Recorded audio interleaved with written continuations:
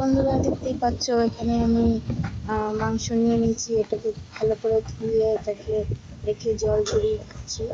আর এখানে আমি আদা রসুন আর কাঁচা লঙ্কা আর শুকনো লঙ্কা একসঙ্গে আমি এটাকে পেস্ট করে নেব। তো আপনারা সবাই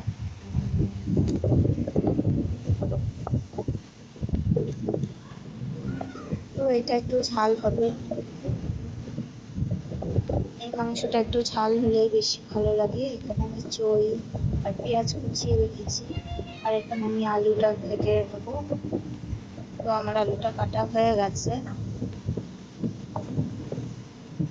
তো এখানে আমার মশলাটা বাটা হয়ে গেছে। তো এখন আমি প্রেসার কুকারে আমি মাংসটা রান্না করবো।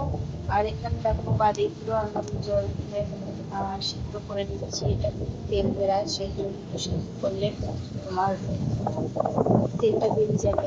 আমার আলু ভাজা হয়ে গেছে। এখানে আমি পেঁয়াজ মশলা সব একসাথে তেল বেড়াচ্ছে, নাড়তে থাকবো।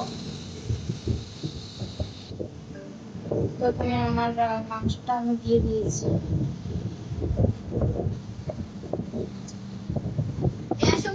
তো এখানে আমি 12 থেকে 13টা সিটি মেরেছি, যাতে মাংসটা সেদ্ধ হয়ে যায়।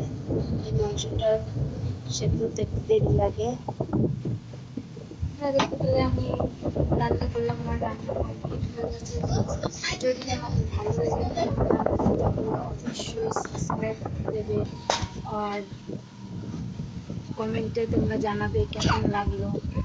Thank you.